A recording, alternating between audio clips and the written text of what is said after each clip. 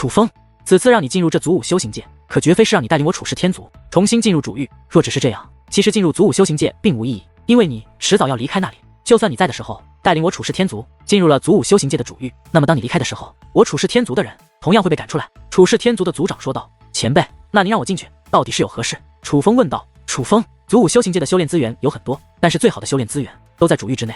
可是有一些修炼资源是隐藏着的，需要挖掘才行。当年我与你爷爷年少之时，占据主域之际，便发现了一处隐藏的修炼资源。虽然那处蕴藏的修炼资源也谈不上是多么利奥的，但是至少对于当初的我和现在的你都很有帮助。只是因为那修炼资源潜藏的太深，我们只能用阵法对其进行孵化，但是这个时间上很长的。但是我们想着，就算我们不能用，造福后辈也是好的。当年你父亲等人进入祖武修行界的时候，也曾与你父亲提过此事，只是你父亲说他们进去的时候，那修炼资源依旧没有孵化好。但是按照你父亲所说，现在那修炼资源应该已经孵化好了，可以享用了，所以我才想让你去，因为也唯有你才能成功的拿到那修炼资源。楚氏天族族长说道。这么说来，我岂不是将要享受到我爷爷与前辈为我们所留下的修炼资源？此刻楚风的脸上涌现出了一抹兴奋之色。虽然那修炼资源原本就是祖武修行界内，那毕竟是他爷爷发现的，若没有他爷爷布置的阵法，那修炼资源也不可能被挖掘出来。所以在楚风来看，那就是他爷爷留给他的。正因如此，他才有了浓浓的兴奋与期待。也可以这样说，楚氏天族族长淡淡的笑道，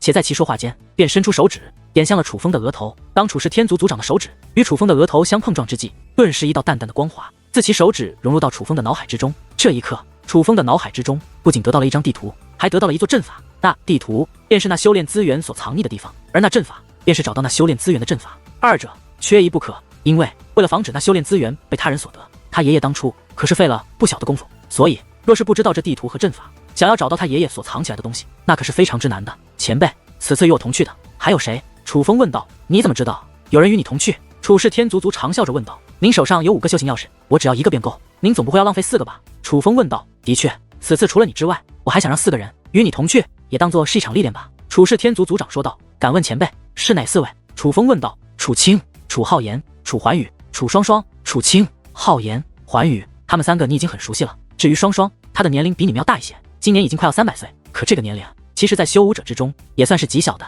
现在在祖武修行界内修炼的族人可能对你们并不熟悉，但是双双是认识他们的，所以让双双带你们去，也方便你们交流。这4人可行？楚氏天族族长问道。楚风只是族人，只要前辈觉得可行，那便是可行。楚风说道。好气量，你与你父亲一样胸怀天下。其实我知道你与环宇和浩言的过节，但是你们同是我楚氏天族族人，绝不该互相残杀。我知道你懂这个道理，但是他们还不懂，所以我希望可以通过这次进入祖武修行界，让他们领悟到我族团结的重要性。楚氏天族族长说道。前辈，道理我是懂的，但不管是同族之人还是外人，只要触碰我的底线，我都绝不会客气。楚风说道。老夫明白，若是他们对你做出过分的事，那你便收拾他们，老夫给你这个权利。楚氏天族族长笑着说道。多谢前辈信任。而楚风也是笑了笑。大人，不好了！可就在这时，在殿门外忽然传来了一位长老的呼唤。楚氏天族族长直接将大袖一挥，那殿门便被其打开，且问道：发生何事？是唐氏天族的唐正浩，他指名点姓要挑战我族的楚风。那位长老说道。唐正浩，他怎么会忽然来到我楚氏天族，并且知道楚风的事？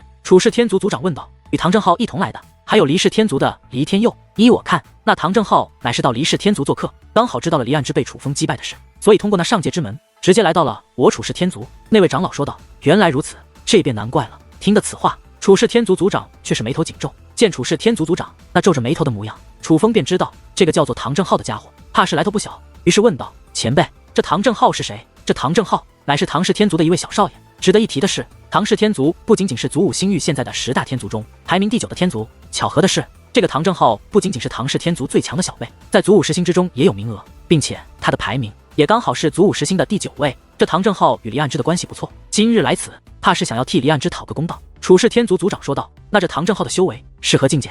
楚风问道。我感应过，唐正浩的修为与黎岸之一样，乃是7品天仙。那位长老说道。若是7品天仙，倒是不足为惧。得知那唐正浩的修为后，楚氏天族族长那紧皱的眉头倒是舒展开来，且随后看向了楚风，那目光之中有着一抹期望之色。楚氏天族的这位族长是想让楚风应战的。前辈，楚风愿意应战。楚风抱拳说道。好，楚风，你要知道，现如今我楚氏天族被各个天族所看不起，正因如此，那唐正浩才会知道了你击败黎岸之，还敢来挑战你。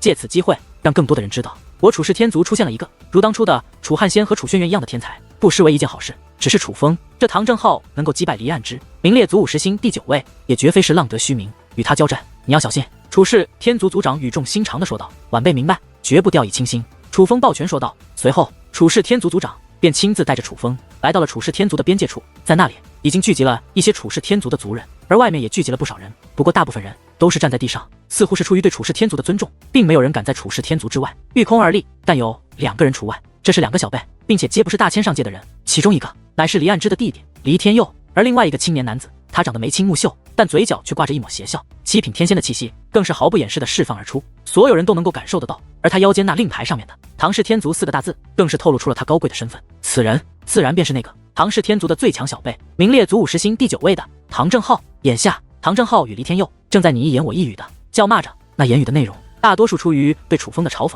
楚氏天族族长仔细观察了一下唐正浩的修为，发现他的修为的确是7品天仙后，便对楚风点了点头，而楚风也是立刻现身，走出这道界限，出现在了唐正浩的视线之内。楚风，你个缩头乌龟，终于肯露面了。见到楚风，黎天佑的眼中顿时涌现出了阵阵杀意，他对楚风已是恨之入骨，若是可以，他简直恨不得立刻杀掉楚风。之前不在族内而已，黎天佑，你是之前被我教训的不够惨，还想再被我教训一番吗？楚风冷笑望着黎天佑，黎天佑轻哼一声，随后看向了唐正浩，看来你就是那个楚风了。你爷爷与你父亲的名字我倒是听闻过，只是不知道你到底有几斤几两。唐正浩对楚风说道。我楚风有几斤几两，在这黎天佑的口中你应该听到过吧？楚风问道。耳听未虚，眼见为实，与其听他人所讲，我唐正浩更想亲自领教一番。楚风，废话不多讲，因为你来到此处之前，应该也知道我唐正浩来此的目的。我只问你，可敢接受我的挑战，与我一分高下？唐正浩对楚风问道。既然我楚风已经来到了这里，那我的答案你还不知晓吗？楚风问道。好，痛快，既然如此，那便别再废话了，直接施展出你的手段，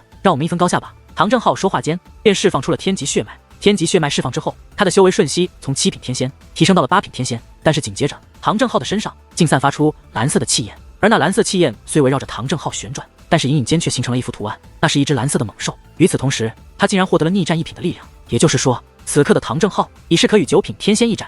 楚风，那唐正浩所释放的蓝色气焰乃是一件至宝，这至宝与离岸之经文内甲很是相似，是那至宝给了他这逆战1品的力量，并且从某种程度来说，这唐正浩的至宝比离岸之的经文内甲还要厉害，所以你一定要小心。此刻，楚氏天族族长的暗中传音映入了楚风的耳中。晚辈明白。楚风点了点头。其实不用楚氏天族族长说，楚风也能感受到唐正浩那蓝色气焰的不简单。但若只是这样的手段，其实唐正浩就算强，也并没有比离岸之强出多少。二者的实力其实依旧是非常相近的，除非这唐正浩的修为比离岸之要高，否则只是这些手段，楚风依旧有着足够的把握，可以胜过这唐正浩。既然你毫无保留，那我楚风也便不再遮遮掩掩。楚风说话间，便施展出他的神级雷纹，并且融合了远古战剑以及远古战斧，随后又亮出了楚风仙兵。楚风的手段全部施展而出后，他的战力已是与这唐正浩不相上下。不错，看来你倒也算是名不虚传。既然如此，便让我们战个痛快吧。唐正浩说话间，便亮出了自己的半成仙兵，随后便向楚风快速的飞掠而来。见状，楚风也不怠慢，手持仙兵便向那唐正浩反掠而去。眨眼间，二者已是来到一处，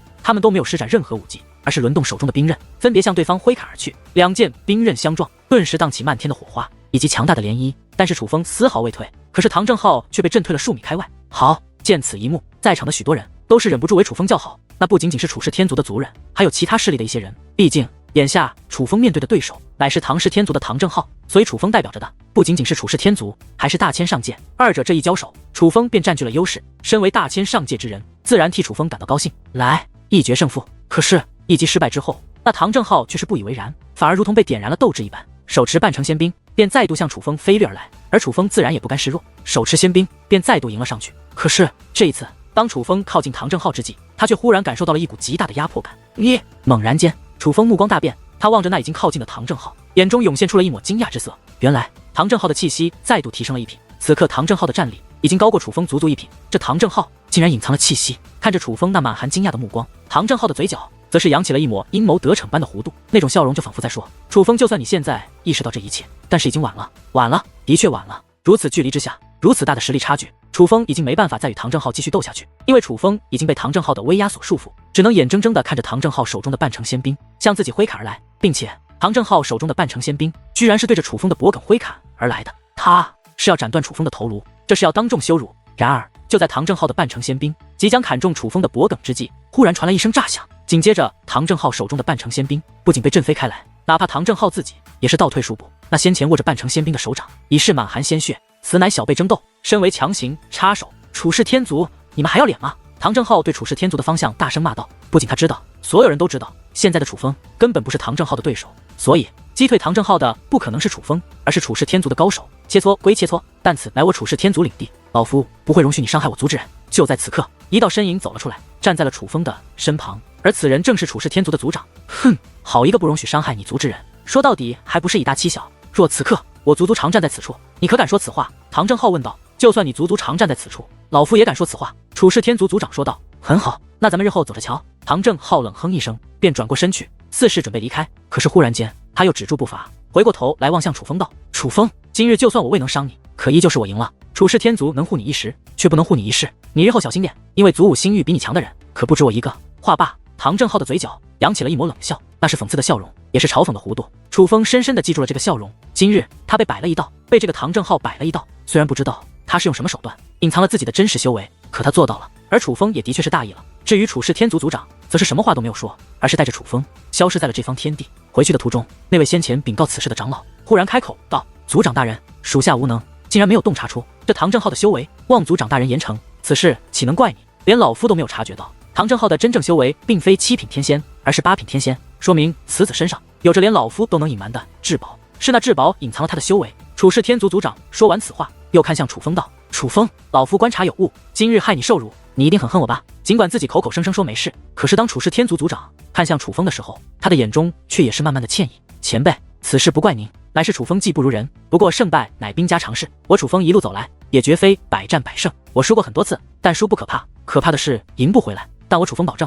今日我所败的，日后定会赢回来。楚风说道。好，这样才像我楚氏天族的族人，此事就此作罢，不必再谈。见楚风竟然如此豁达，楚氏天族的族长也顿时喜笑颜开。回到楚氏天族之后，楚氏天族族长便将楚浩言、楚环宇、楚清以及那个楚双双叫到了一起。楚浩言、楚环宇、楚清，楚风早就认识，倒是那个楚双双，楚风乃是第一次见到。这个楚双双的年龄比楚风他们要大上一些，已经快有300岁了，可是她长得却是非常的年轻，看上去就是一个非常年轻的姑娘，并且她长得虽然谈不上多么的貌美，可却气质不俗，是那种让人看上眼便会产生一定好感的姑娘。他们似乎也早就知道即将要与楚风进入祖武修行界的事，所以他们见到楚风并没有什么意外之色。楚清看到楚风便主动来与楚风打起招呼。那楚双双虽然是第一次与楚风见面，但看到楚风却也是非常的热情。唯有楚环宇与楚浩言看楚风的眼中依旧散发着浓浓的恨意，尤其是楚浩言，现在他看楚风的目光可比楚环宇对楚风的恨意还要浓。浩言、环宇，楚风乃是你们的兄弟，你们这是怎么看他呢？一道声音忽然响起，是楚氏天族的族长。听得楚氏天族族长的话后，楚浩言与楚环宇则是纷纷收回了自己对楚风那满怀恨意的目光，可他们的表情却是不以为然。给我跪下！就在这时，楚氏天族族长竟然怒喝一声，他这声怒喝之下，整个大殿都是剧烈的一颤，一股寒冷入骨的气息更是将楚浩言与楚环宇二人所笼罩。这一刻，楚浩言与楚环宇哪里还敢怠慢，赶忙跪在了地上，连头都不敢抬起一下。你们两个给我听好了，长辈的恩怨与你们之间无关，你们乃是同族之人，你们应当团结互助，而绝非是自相残杀。你们此次进入祖武修行界，必须放下心中的恩怨，给我团结起来，一致对外。若是有谁敢自相残杀，便是背叛我族，就算祖武修行界内可免你们一死，但是你们回来之后，老夫也绝不会让你们苟活。楚氏天族族长对着楚浩言与楚环宇厉声喝道：晚辈知道了。这种情况下，楚浩言与楚环宇哪里敢反抗，纷纷表态会遵从楚氏天族族长的意思，因为他们能够听得出来，楚氏天族族长这番话可不是开玩笑的，他说的可是认真的。若是他们敢在祖武修行界内对楚风如何，被这位族长大人知道，那他们可真的是要倒霉的。这从楚氏天族族长对楚浩言与楚之渊爷爷的态度就看得出来了。双双、楚清，你们两个身为兄长，要多照顾他们3个，明白吗？楚氏天族族长看着楚双双与楚清说道。请族长大人放心。楚双双与楚清同时抱拳说道。好了，你们进去吧，进去之后也没必要久留，只要你们觉得那里面对你们没有帮助了，便可以回来。楚氏天族族长说道。随后他便将手中的5颗宛如气泡一样的修行钥匙分别递给了楚风等5人。此刻楚风倒也没有犹豫，直接捏爆了手中的修行钥匙。当那气泡被捏碎之后，便立刻化作一股强大的结界能量体，将楚风包围。下一刻，楚风便感觉周围的一切快速的流转，而自己也是觉得天旋地转。这种情况不过存在了半个时辰，便开始停止。覆盖在周围的力量钻入了楚风的额头之上，而楚风所在之地却已不再是大千上界楚氏天族的大殿之内。眼下楚风所在的地方乃是另一个世界，这是一片大山之上，脚下乃是一座阵法，就仿佛是这座阵法将其召唤而来，并且在楚风的周围，楚清、楚浩言、楚环宇、楚双双等人也是纷纷出现，甚至就连他们所站的位置也是与先前在楚氏天族大殿内的位置一模一样。楚风知道他们已经来到了祖武修行界，居然这么快，这祖武修行界的阵法力量还真是不得了。此刻就连楚清也是忍不住感叹起来，是啊，祖武修行界的力量的确非同小可。此刻楚双双也是淡淡一笑，随后对楚风等人说道：“几位弟弟，相信你们也都感受到了，修行钥匙不仅能带我们来到此处，同时也可以让我们离开此处。那阵法的力量已经投过额头，印入我们的灵魂之中，只要我们愿意，随时都可以离开此处。但是切记，只要催动了这力量，离开了此处，那我们就再也无法回来了。哪怕3年之后再得到修行钥匙，那我们也没办法回来。明白？多谢双双姐提点。”楚风等人抱拳说道：“这是应该的，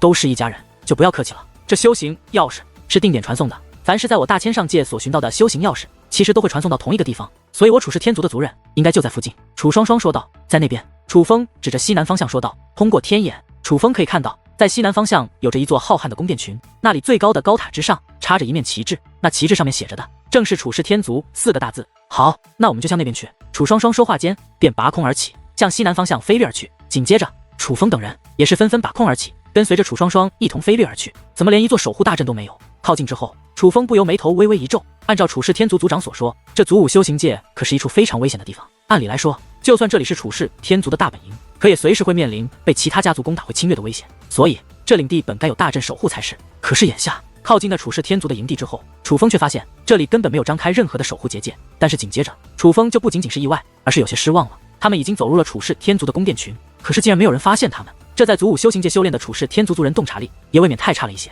这种情况下，楚风不免散发出精神力去感应此处之人。而在楚风的洞察之下，所有在楚氏天族营地内之人的修为也是纷纷暴露在了楚风的面前。只是感受到了这些人的修为后，楚风则是更加的失望了。他似乎知道了为何楚氏天族在祖武修行界的地位会如此之低。楚氏天族这营地内宫殿很多，可是在此居住的人其实很少。至少此刻楚风感应之下，这楚氏天族的营地内所出现的人只有100多人。尽管有可能是有些人外出修炼了，但哪怕所有人都在楚风来看，人数也不会太多。毕竟这祖武修行界3年才能进来一批人，而大千上界所能来到此处的人，每个3年也就几个罢了。而有人来，也就有人走。这样来算，其实此处的人少反而不奇怪，倒是人多的话，反而就有些不对劲了。而眼下通过感应力，这些人的修为也都纷纷暴露在了楚风的感应之中。这些人的实力大部分都是真仙境，只不过很多人都是真仙巅峰，可是他们的年龄其实也比楚风他们大，大部分都是200多岁，也就等于比楚风他们多修炼了100多年。所以真仙境这个修为其实并不算强，毕竟能够有资格进入此处的族人，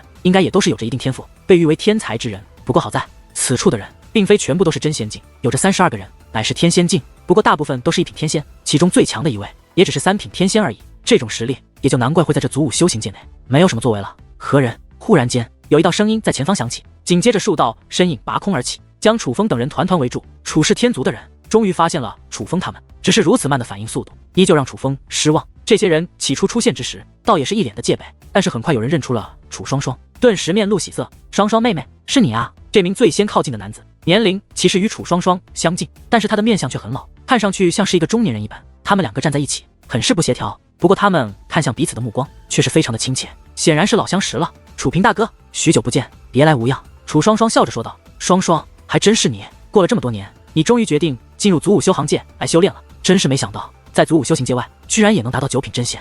双双妹妹果然厉害。这叫做楚平的男子看着楚双双，一脸欣喜的说道。楚平大哥才是厉害，我听闻你已是1品天仙了。楚双双笑着说道。他之所以这样说，是因为楚平隐藏了修为，而以他的实力是感应不到楚平的修为的，但他却敢非常确定的说楚平是1品天仙，那是因为他是从自祖武修行界内回到楚氏天族的族人口中听说的。哈哈，我来此处这么久了，若是1品天仙都达不到，那岂不是浪费了族内给我的修行钥匙？双双妹妹，以你的天赋，我敢保证你此次进入这祖武修行界一定可以突破到天仙境，并且就算超过我也并非不可能啊。楚平说道。而对于楚平的夸赞，楚双双则是淡淡一笑，随后向楚风等人介绍起了这个楚平以及在场一些族人。经过楚双双的介绍，楚风等人已是知道楚平等人来到这里已是有了一定的年头。而介绍过楚平之后，楚双双便想向楚平等人介绍楚风等人，可还不待楚双双介绍，那楚平便面带微笑的摆了摆手，说道：双双妹妹，你不必介绍了，这几位弟弟我都认识。随后楚平便纷纷看着楚清等人说道：这位是楚清弟弟，目前我楚氏天族最强的小辈；这位是楚浩言弟弟，而这位应该便是楚环宇弟弟，可都是我楚氏天族难得一见的人才啊！几位弟弟年纪轻轻已有如此修为，果然是名不虚传啊。虽然楚平进入这祖武修行界很早，在他进入此处之前，楚清等人的天赋还未展露，他其实并不认识楚清等人。可是毕竟每隔3年都会有人进入此处，而毕竟是楚氏天族的族人，每当有新的族人进入此处，此处的人都会询问一下楚氏天族最近的情况。所以别看这些人在这里宛如与世隔绝一般的修炼，但其实对外界的事也是知晓，自然而然的也就知道楚清等人的事了。只是当看向楚风之后，楚平的目光则是有些尴尬了。他努力的整理了一下他所看过的当今处世天族优秀小辈的画像，可却无论怎么想，都想到楚风是谁。一番努力无果之后，楚平则是尴尬的笑了笑，随后说道：“真是不好意思，年纪大了，记性不太好。这位弟弟，我一时之间还真是想不起来了。这位弟弟可就更不得了了，他乃是楚轩辕前辈之子楚风。”楚双双介绍道。楚风得知楚风的身份后，不仅仅是那楚平，在场的所有人都是神色一动。既然连楚清等人的事情都听说过，他们自然也就听说过关于楚风和楚轩辕当年被驱赶出楚氏天族的事情。只是他们所听到的消息还是3年前的，而根据他们知道的消息，楚风应该早就死了才是，怎么如今不仅没死，还来到了此处？楚平哥哥，楚风弟弟现在已经得到族长大人的认可，回到了我楚氏天族之中，与我们一样，都是楚氏天族的族人。楚双双解释道。而在场之人也都不是傻子，立刻便明白了眼下的情况。简单的说，他们已经知道楚风不仅没死，并且应该是可以修炼的，正因可以修炼，所以才回到了族内。这么说来，楚风弟弟是可以修炼的了。楚平此话说完，便看着楚风又道：“楚风弟弟，可否将你那隐藏修为的宝物收起，也让哥哥们知道，现在的你已是何境界啊？若是知晓你的修为，我们也好指点你该去何处修炼。”他之所以这么问，那是因为楚风隐藏了修为，所以他根本不知道楚风现在到底是何境界。实际上，不仅仅是楚风隐藏了修为，楚清、楚浩言、楚桓宇全都隐藏了修为。因为隐藏修为不仅仅是自我保护的一种手段，其实也算是一种好的习俗，这是对人的尊重。只是因为这楚平乃是一品天仙，所以在他的面前，哪怕楚清等人已经隐藏了修为，可却也瞒不过他。但是楚风却能瞒得过他，可他又不会认为楚风是因为修为在他们之上，所以他们才看不穿楚风的修为。毕竟他们所听闻的楚风可是一个不能修炼楚风的废物。就算现在的楚风能够修炼了，可在他看来，楚风也不可能强得过他们。甚至在他们来看，楚风不仅不如他们，一定也不如楚清、楚浩言以及楚桓宇这3位大名鼎鼎的天才。正因如此，他才坚定地认为楚风的修为他看不透，乃是因为楚风身上带了隐藏修为的宝物。楚平哥哥，楚风弟弟现在可是了不得呀，他现在的修为乃是……见状，楚双双则是率先开口，想要替楚风说明他现在的修为。可是楚双双的话还未说完，一道充斥着讽刺的怒喝便自这营地的深处响起。一个因不能修炼而被驱逐我族的废子，如今回到族内，便立刻忘了之前废子的身份，故弄玄虚，竟然在我辈面前也敢用至宝隐藏修为。看来这位楚轩辕之子还没学会我族尊重兄长的规矩啊！听得此话，楚风则是眉头一皱，眼中涌现出了不悦之色。对方若只是说他，便也就罢了，竟然还提及他的父亲，这便不仅仅是对他的侮辱，也是对他父亲的侮辱。所以此刻的楚风很是不爽。伴随着那道声音的传来，一道身影也是出现在众人视线之内。准确来说，不是一位，而是当那道声音响起之后，这楚氏天族领地内的所有人都是自宫殿走出，拔空而起，跟随着那位气势汹汹的向楚风等人所在的方向行来。而那位有侮辱楚风父亲之嫌的人，是一名年近300岁、外貌壮硕、宛如中年的男子。他也是楚风之前所感受到在这领地内修为最强的一个人，3品天仙。而看样子，他不仅仅是修为是这里的最强者，他应该也是这里的领导者。弘毅大哥，楚风弟弟。他见那男子气势汹汹的走来，楚平下意识的便觉得不妙，迎上前去，便想替楚风解释一下。楚平，我与他说话，用得着你来插嘴吗？那叫做楚弘毅的男子用那很是不悦的目光瞪了楚平一眼。楚平深知此人性格，眼见着此人把矛头都对向了自己，那今日就是非要难为楚风不可。他若继续替楚风出面，那么连他也定然要跟着倒霉。于是他也是赶忙收声，不再言语。楚弘毅大哥，好久不见。但是在楚平收声之后，楚双双却是站了出来。双双，你我之间日后再续，但是现在我必须要教一教这个新人在这里该如何做人。楚弘毅冷声说道。见状，楚双双则是淡淡一笑，随后便站在了一旁，不再多言。只是相比于那楚平对楚风的担心，这楚双双可就是毫不担心。他可是清楚楚风是什么样的人的，也知道楚风具备着怎样的实力。楚弘毅找楚风的麻烦，倒霉的只会是他自己。其实先前楚双双站出来为的是这楚弘毅好，但是这楚弘毅既然不领情，那他自然也就不必再相劝。毕竟他很清楚，他此次来此的目的主要是护楚风，至于这楚弘毅的死活，其实与他无关。这楚弘毅根本就不知道楚双双的想法，也不知道眼前他想针对的楚风是一个怎样的家伙。所以在用话语喝退楚双双之后，楚弘毅便将目光投向了楚风道：怎么哑巴了？还是说你懦弱到只能让他人来帮你说话解围，自己连说话的勇气都没有？话罢之后，楚弘毅环视众人，笑道：楚轩辕之子竟是如此没用。他此话一出，在场的众人则是轰然大笑，同时还向楚风投去讽刺的目光。而面对众人讽刺的笑容，楚风的嘴角却也是微微上翘，轻笑起来。眼见着楚风竟然笑了起来，楚弘毅等人则是纷纷感到不解。你笑什么？楚弘毅剑眉倒竖，冷声问道。你说我不懂规矩，不懂尊重兄长。楚风反问道。难道不是吗？楚弘毅冷声问道。我若不是看在你是楚氏天族族人的份上，现在的你……话罢，楚风又指向楚弘毅身后那群人道，包括你们，现在都不再是御空而立，而是趴在地上向我磕头求饶。放肆！一个区区小辈，谁给你的勇气，胆敢这般与我们说话？就是弘毅大哥，必须好好教训一下这个不懂规矩的家伙。楚风此话说完，那楚弘毅还不开口，便立刻引起了楚弘毅那群跟班的不满，一个个的龇牙咧嘴，怒目瞪圆。那个样子简直恨不得活活的把楚风给生吞掉。而众人已是对楚风不满，那楚弘毅则是更加得意，指着楚风说道：“如此冥顽不灵之辈，我今日若不好好教教你，那怕是难以服众了。我倒是要劝你三思而后行，否则从此刻起，你怕是再也无法服众了。”楚风说道：“找死！”此刻，那楚弘毅勃然大怒，意念之间磅礴的威压便横扫而出，向楚风压迫而去。当他那三品天仙的威压横扫而出之后，那些希望楚弘毅收拾楚风的人，嘴角皆是洋溢起了一抹满意的弧度。在他们看来，楚弘毅这威压释放而出，那么楚风定然要如同死狗一般被其威压狠狠的凌虐。然而就在下一刻，一声惨叫传来。当人们反应过来之际，那脸上的笑容则是瞬间凝固了。他们惊愕地发现，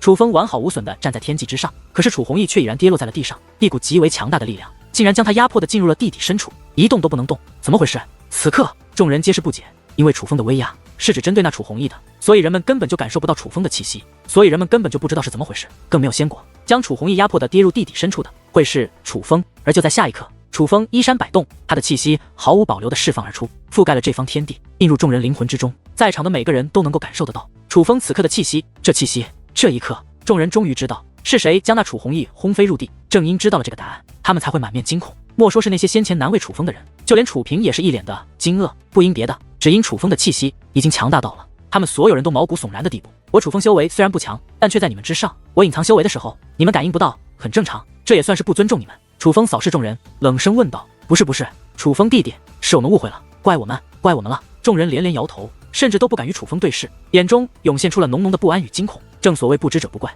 所以我楚风不会怪你们。但是有一句话，我必须事先声明，你们日后若是看我楚风不爽，大可以直接说，但是请不要说我的父亲。若是你们直接说我可能会放过你们一马，但若有人敢再说我父亲，话罢，楚风眼中闪过一抹寒意，随后只见其手掌向下一挥，只听得一声巨响，那楚弘毅所在的位置竟然在一瞬间化作了一座如同山谷一般的巨坑。而与此同时，那楚弘毅更是发出了一声无比悲惨的叫声：“我要你们比他痛苦100倍！”楚风指着下方的楚弘毅说道。话罢，楚风看向楚平道：“楚平大哥，可否为我们引路？”好，楚风弟弟，双双妹妹，几位弟弟，你们随我来，我为你们介绍一下这里。楚平连连应下，说话间便带着楚风等人向这领地的深处飞掠而去，只留下众人立于虚空之上，一脸的惊愕与惊恐。虽然那下方的楚弘毅只是身负重创，并没有危及性命，可是众人却知道，若是那个楚风愿意，楚弘毅现在怕是早就魂飞魄散。片刻后，众人面面相觑，那种目光就像是在问彼此：那个不能修炼的废子，怎么变成了如此可怕的怪物？楚风在楚平安顿下，有了各自的住所。而经过楚平的介绍，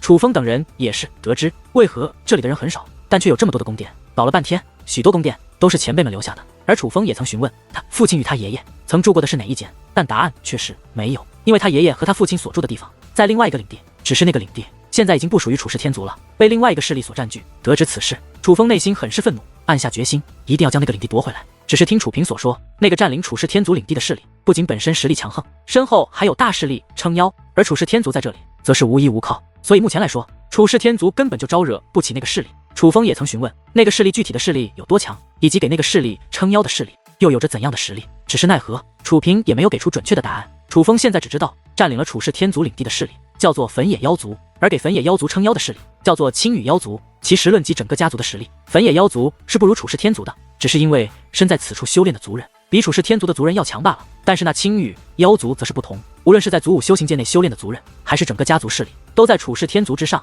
所以楚平给楚风几人的提醒是：焚野妖族万不得已倒是可以得罪，但是青羽妖族绝对不能得罪。安顿好楚风等人后，楚平便离开了。离开的时候是楚双双一个人送的楚平，因为二人是旧相识，所以楚双双去送的时候，楚风等人倒也没有掺和，也是想着给他们二人留一点空间，多多交谈一番。但其实楚双双与楚平所交谈的却全部都是楚风的事。楚风弟弟竟然如此利奥的。此刻楚平一脸的惊愕，因为楚双双已经把楚风在大千上界所经历的事全部告知了楚平。楚轩辕之子可不是浪得虚名的。楚双双淡淡的笑道：的确，今日看他收拾楚弘毅便看出来了，那可真是王者风范。楚平感叹道：楚平大哥，你现在与楚弘毅关系如何？楚双双问道。双双，你为何这样问？楚平问道。楚平大哥，如今族长大人可是非常的宠溺楚风弟弟，依我看，就算楚风在外面闯下了滔天大祸，族长大人都愿意替他扛着。同样的，若是族内有谁敢为难楚风，族长大人也绝对不会放过他，否则族长大人不会连2个太上长老的生死都交给楚风定夺。要知道，太上长老那可是我楚氏天族的最强战力啊，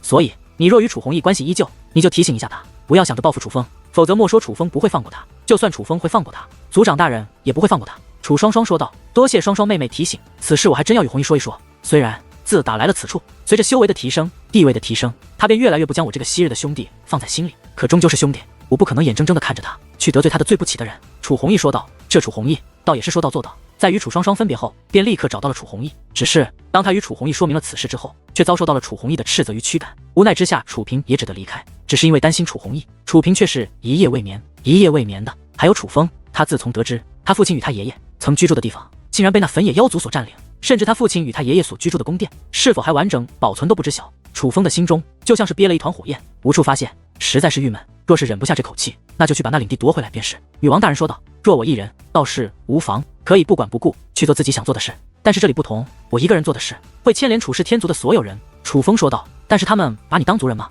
除了那个楚青、楚双双，还有那个叫楚平的楚外，我看其他人根本就不把你当族人。你强他们便畏惧你，你弱他们便欺凌你，至于你是死是活，他们不会管，你们的关系仅此而已。女王大人说道。其实淡淡所言不无道理。那这样吧，回头我便偷偷去那粉野一族查探一下，若我父亲与我爷爷的住所还完整的保留，便先留他们一段时日。若他们将我爷爷与我父亲的住所毁了，那这口气我便绝不能忍。楚风这话可不是开玩笑的，虽然只是他爷爷与他父亲曾经住过的宫殿，对很多人来说那都是不值一提，甚至分文不值的东西，可是对楚风来说却有着非同凡响的意义，甚至对楚风来说那是无价之宝，他不容许有人去破坏，当然不能忍，不要瞻前顾后，这可不像我认识的楚风。女王大人说道。此刻楚风笑了，现在的他除非是暴怒之下丧失了一些理智，否则他的确不像当年那般了，这也是没办法的事。随着年龄的增长，随着阅历的增长，楚风越来越知晓何谓责任。楚风弟弟，睡醒了吗？就在这时，楚平的声音忽然响起，楚风赶忙开门，发现楚平不仅站在门前，他更是一脸的喜悦。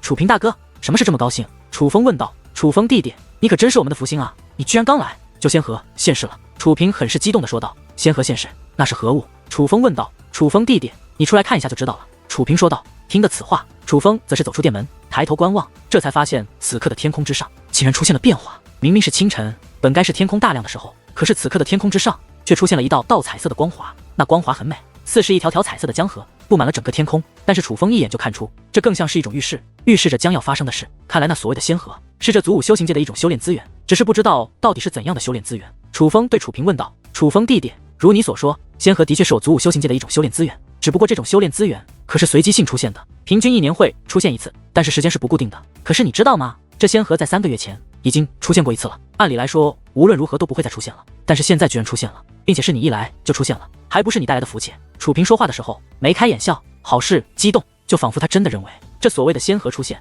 真的是楚风带来的一样。楚平大哥，您这样说我可就承受不起了，毕竟此次进来的人这么多，就算真的与新进来的人有关，也不能说是我带来的呀。楚风笑着说道。进来的人是多，可是谁有我楚风弟弟这等天赋？天赋过人之辈往往具有极佳的气运，气运自然会带来好事，所以啊，你就是我们的福星。楚平说道。见楚平如此认真地与他解释，楚风只是面带笑意，不再与其争辩。其实连楚风自己也不可否认，有的时候他的运气还真是不错。所谓的气运，连他自己也不敢否定，也没办法否定。所谓的仙河，应该还没有真的出现吧？楚风说道。的确还没有出现，眼下天上的光华只是一种预兆，根据那预兆来推断仙河出现的位置，而不同的仙河所蕴含的天地能量以及修武一途的奥秘也是有所不同的。楚平问道。果然。楚风点了点头，随后目光便一直注视着天际，他的目光看上去很是寻常，可是他的天眼已经施展开来。眼下在楚风来看，那布满天际的道道光华已经不再是简单的美景，这整片天空就是一张藏宝图，这藏宝图内藏着关于这所谓仙河的奥秘。楚风弟弟，先别看了，大家都已经集合了，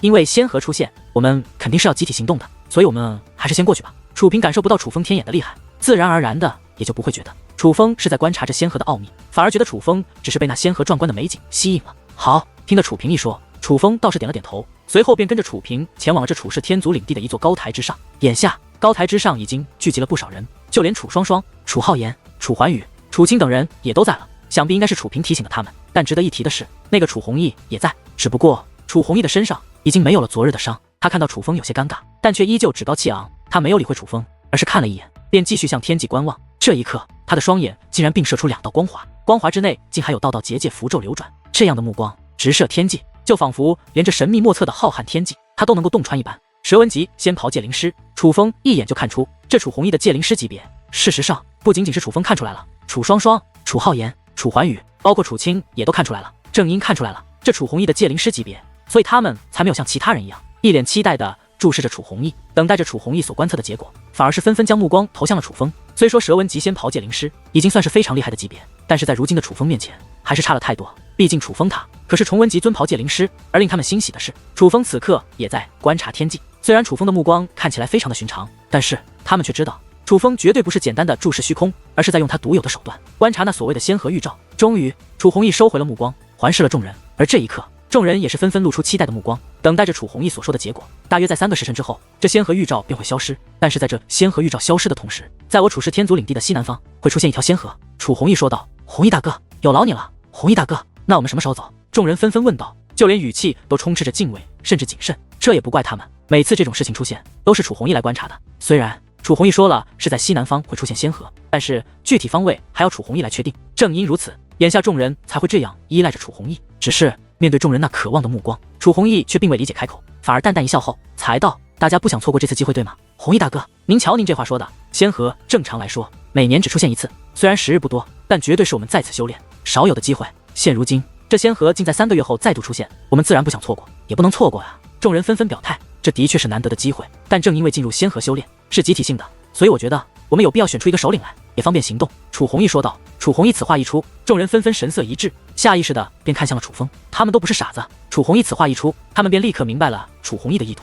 尽管他们在此之前从来没有明确说过谁是他们的首领，但是楚弘毅明显就是他们的首领，因为楚弘毅不仅修为在他们之中最强，结界之术在他们之中也是最强。在祖武修行界这种地方，不仅仅修为很重要，结界之术也同样很重要，所以楚弘毅可以说是在楚风来之前是他们公认的首领。